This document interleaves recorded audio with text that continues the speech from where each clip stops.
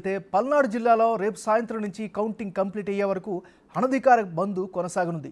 దీనిపై SP Mallika cork కీలక వ్యాఖ్యలు చేశారు. ప్రస్తుత పరిస్థితుల దృష్ట్యా కఠిన ఆంక్షలు ఉంటాయని హెచ్చరించారు. రేపు సాయంకాలం 6 గంటల నుంచి 5వ తేదీ సాయంత్రం 6 గంటల వరకు ఆంక్షలు పెడుతున్నట్లు స్పష్టం చేశారు. ఒక గ్రామం నుంచి మరో గ్రామానికి అనుమతి లేదని తేల్చి చెప్పారు. వేరే ప్రాంతాల వారెవరూ ఈ 4 రోజుల పాటు పల్నాడుకు రావద్దని సూచించారు. మేడం గారికి అష్యూరెన్స్ ఇవ్వాలి. విలేజ్లో కానీ ఎలా కూడా ఒక్క కేసు కూడా నమోదు అవ్వకుండా మీరు ఎలా సహకరించారో పోలీస్ వారికి పీస్ కమిటీస్ పెట్టి మేడం, పీస్ కమిటీ ఎల్డర్స్ కూడా చాలా కోఆపరేట్ చేశారు మేడం. ఎన్నికల వేళ లా అండ్ ఆర్డర్ విఫలమైందని పల్నాడు జిల్లా ఎస్పీ మల్లికా కార్క్ అన్నారు. పల్నాడు ప్రజలు నేతలతో సమావేశమయ్యారు. గెలిచినా ఓడినా పనికిమాలిన విషయాలలో కలగజేసుకుని జీవితాలు నాశనం చేసుకోవద్దని సూచించారు. పల్నాడు జిల్లాలో చిన్న గొడవ జరిగినా కేసులుంటాయి, జైలుకు పోవలసిందేనని చెప్పారు.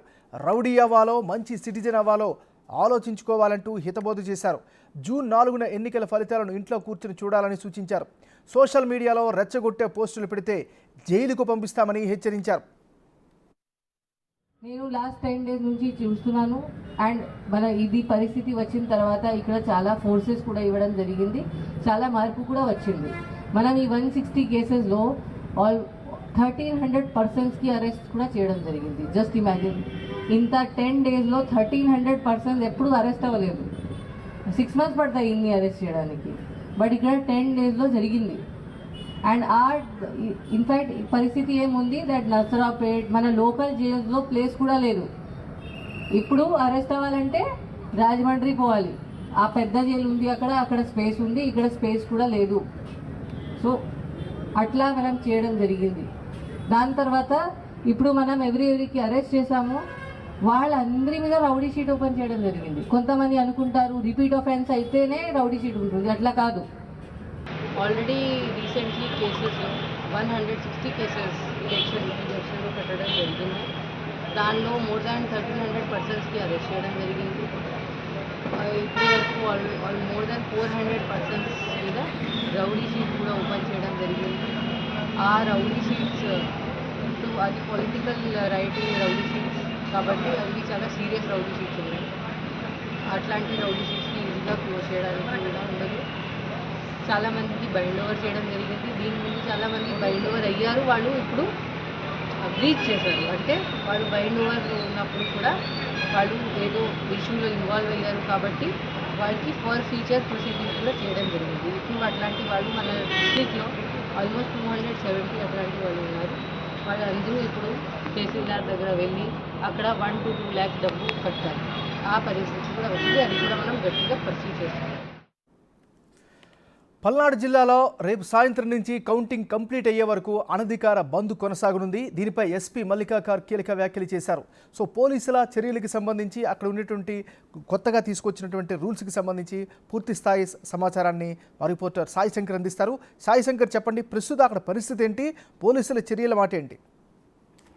ఎంఎన్ఆర్ ప్రధానంగా పల్నాడు జిల్లాకు సంబంధించినటువంటి అంశంలో ఎన్నికల తరుణంలో జరిగిన ఘర్షణలను దృష్టిలో పెట్టుకొని ప్రస్తుతం కౌంటింగ్ కి సంబంధించి పూర్తి స్థాయిలో పోలీసులు అదేవిధంగా ఎలక్షన్ కమిషన్ సిద్ధమవుతున్నటువంటి పరిస్థితులు ఉన్నాయి. పల్నాడు జిల్లా వ్యాప్తంగా కూడా రేపు సాయంత్రం నుంచి అన్అఫీషియల్ గా బంద్ అనేది నడుస్తున్నట్లు కూడా క్లియర్ గా అర్థమవుతున్నటువంటి పరిస్థితి ఉంది. ఇప్పటికే పోలీసులు క్లియర్ గా కూడా ఆంక్షలకు సంబంధించి ప్రజలకు వివరిస్తున్నటువంటి పరిస్థితి ఉంది. రేపు సాయంత్రం 6 గంటల నుంచి పోలింగ్ రోజు 4వ తారీఖు ఏదైతే పోలింగ్ పూర్తి అయ్యి పూర్తి స్థాయిలో ఆదేశాలు వచ్చే వరకు ఎవరు కూడా రోడ్లపైకి రావడం కానీ లేకపోతే వేరే ఊర్లు ప్రయాణం చేయడం కానీ వేరే ఊరికి సంబంధించిన వాళ్ళు పల్నాడులోకి రావడం కానీ ఇలాంటి పరిస్థితులు ఉండకుండా చూసుకోవాలనే విధంగా కూడా పోలీసులు అయితే క్లియర్ గా ప్రజలను ఉద్దేశించి చెప్తున్నటువంటి పరిస్థితి ఉంది. దాంతో పాటు అత్యవసరమైనటువంటి అంశాలు ఏవైతే ఉన్నాయో వాటికి సంబంధించి మాత్రమే ఎగ్జంప్షన్ ఇస్తాము, ప్రతి ఒక్కళ్ళు ప్రతి పని మీద బయటకు వచ్చినా కూడా కంపల్సరీగా చర్యలు ఉంటాయనే విధంగా కూడా అఫీషియల్ గా అనౌన్స్మెంట్లు కూడా చేస్తున్నటువంటి పరిస్థితులు అయితే ఉన్నాయి. అంటే ప్రజలకి క్లియర్ గా ఇండికేషన్ అయితే ఇస్తున్నటువంటి పరిస్థితి ఉంది. పల్నాడు జిల్లాకు సంబంధించి ప్రతి నియోజకవర్గంలో కూడా ఎక్కడా కూడా ఘర్షణలు జరగకుండా, దాంతోపాటు ప్రజలు కూడా అత్యవసరమైతేనే బయటికి రావాలనే విధంగా సూచనలు చేస్తున్నారు.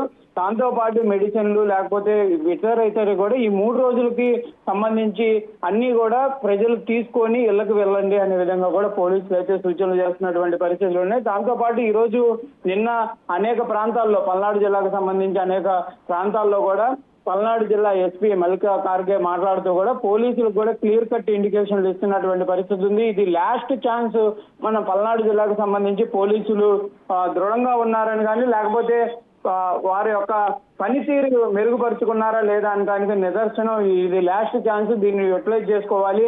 లేని నేపథ్యంలో పల్నాడు జిల్లా ఇప్పటికే అప్రతిష్ట పాలైంది అనే విధంగా కూడా ఆమె అయితే పోలీసులను ఉద్దేశించి కూడా క్లియర్ గా చెప్తున్నటువంటి పరిస్థితుల్లోనే. దాంతో పాటు ప్రతి ఒక్కరు అలర్ట్ గా ఉండాలి. కంపల్సరిగా తాము డ్యూటీలో విధులు నిర్వహించేటటువంటి సమయంలో క్లియర్ గా ఏ పార్టీకి సంబంధం లేకుండా క్లియర్ గా ఇండికేటెడ్ గా పోలీసు అనేటటువంటి ఉద్దేశంతో పనిచేయాలనే విధంగా కూడా కీలకమైనటువంటి వ్యాఖ్యలు చేయడం జరిగింది. దాంతో పాటు కొంతమంది ఐరన్ రాడ్లు పట్టుకొని తిరగడం మంచి పని అనుకుంటారు, అది గొప్ప పని ఏం కాదు అనే విధంగా కూడా ఆమె ప్రజలను ఉద్దేశించి కూడా చెప్పడం జరిగింది. దాంతోపాటు యువకులు, మైనర్లు ఎవరైతే ఉంటారో వాళ్ళు కంపల్సరిగా ఇలాంటి అంశాల్లో ఇన్వాల్వ్ అవ్వద్దు. ఒకవేళ కనుక రేపు ఘర్షణల్లో ఇన్వాల్వ్ అయితే మాత్రం క్రిమినల్ కేసులు నమోదు చేస్తామనే విధంగా కూడా హెచ్చరికలు జారీ చేసినటువంటి పరిస్థితి ఉంది. దాంతో పాటు కంపల్సరిగా పల్నాడు జిల్లాలో ఇప్పుడు కనుక అరెస్టులు అయితే కంపల్సరిగా రాజమండ్రి సెంట్రల్ జైలుకు పంపిస్తామనే విధంగా కూడా కొంత క్లియర్ ఇండికేషన్ అయితే మల్లికా ఖార్గే ఇస్తున్నటువంటి పరిస్థితుల్లో, ఏదైనప్పటికీ పల్నాడు జిల్లాకు సంబంధించి ప్రస్తుతం అయితే హై అలర్ట్ ప్రకటిస్తున్నటువంటి పరిస్థితులు అయితే కనిపిస్తున్నాయి. ఘర్షణలు జరగకుండా ఎవరు కూడా ఈ సంబరాల్లో పాల్గొనడం కానీ, లేకపోతే ఒకరిని ఒకరు ఉద్దేశించి మాట్లాడుకోవడం కానీ ఇవన్నీ లేకుండా కూడా క్లియర్ గా నిఘా వర్గాలు అయితే పనిచేస్తున్నటువంటి పరిస్థితి ఉంది. దాంతో పాటు సోషల్ మీడియా పైన కూడా పోలీసులు అయితే దృష్టి పెడుతున్నారు. సోషల్ మీడియాలో కవ్వింపు చర్యలకు పాల్పడటం కానీ, వేరే పార్టీల గురించి తక్కువగా మాట్లాడటం, లేకపోతే తమ పార్టీకి సంబంధించినటువంటి అంశాలపైన మాట్లాడటం, ఇలాంటివి ఏవీ లేకుండా కూడా సోషల్ మీడియా పైన కూడా నిఘా పెడుతున్నటువంటి పరిస్థితి ఉంది. దాంతో పాటు నియోజకవర్గాలు 7 నియోజకవర్గాలకు సంబంధించి ప్రతి గ్రామంలో కూడా పికెటింగ్ నిర్వహిస్తున్నారు, కాటన్ సెర్చ్లు నిర్వహిస్తున్నటువంటి పరిస్థితి ఉంది. అనుమానితులు ఎవరైతే ఉన్నారో వాళ్ళని వెంటనే అదుపులోకి తీసుకొని విచారణ చేపడుతున్నటువంటి పరిస్థితులు ఉన్నాయి. వేరే ఊర్ల నుంచి కనుక ఎక్కువ మంది కనుక వచ్చేటటువంటి అవకాశాలు ఉంటే వాటికి సంబంధించి ట్రావెల్స్ కానీ, ట్రాన్స్పోర్ట్ కి సంబంధించినటువంటి అంశాలపైన కూడా దృష్టి పెడుతున్నటువంటి పరిస్థితులు ఉన్నాయి. దాంతోపాటు లిక్కర్ సంబంధించినటువంటి అంశం పైన కూడా ప్రధానంగా రేపు సాయంత్రం నుంచి కౌంటింగ్ పూర్తి అయ్యేటటువంటి 4వ తారీఖు క్లియర్ గా, అంటే అధికారుల ఆదేశాలు వచ్చే వరకు లిక్కర్ సంబంధించి కూడా ఎక్కడా కూడా అమ్మకాలు కానీ, లేకపోతే ట్రాన్స్పోర్ట్ చేయడం కానీ ఇలాంటివి ఏవీ లేకుండా కూడా చర్యలు తీసుకుంటామనే విధంగా కూడా పోలీసులు చెప్తున్నారు. ముందుగానే బార్ అండ్ రెస్టారెంట్లకు సంబంధించినటువంటి ఓనర్లకు కానీ, లేకపోతే ఈ లిక్కర్ సేల్ చేసేటటువంటి వాళ్ళు ఎవరైతే ఉన్నారో వాళ్ళందరూ కూడా క్లియర్ ఇండికేషన్స్ ఇవ్వడం జరిగింది. ప్రజలను ఉద్దేశించి కూడా క్లియర్ గా అయితే పోలీసులు అయితే పక్కా ప్రణాళికగా ముందుకు వెళ్తున్నటువంటి పరిస్థితుల్లోనే మరి ఈ 4 రోజులైతే క్లియర్ గా పల్నాడు జిల్లా అంతా కూడా ప్రశాంత వాతావరణం కొనసాగాలనే విధంగా ఇటు ఎలక్షన్ కమిషన్ అదే విధంగా పోలీసులు అయితే చర్యలు తీసుకుంటున్నటువంటి పరిస్థితులు అయితే కనిపిస్తున్నాయన్నారు. Right, thank you Sai Shankar. లాభం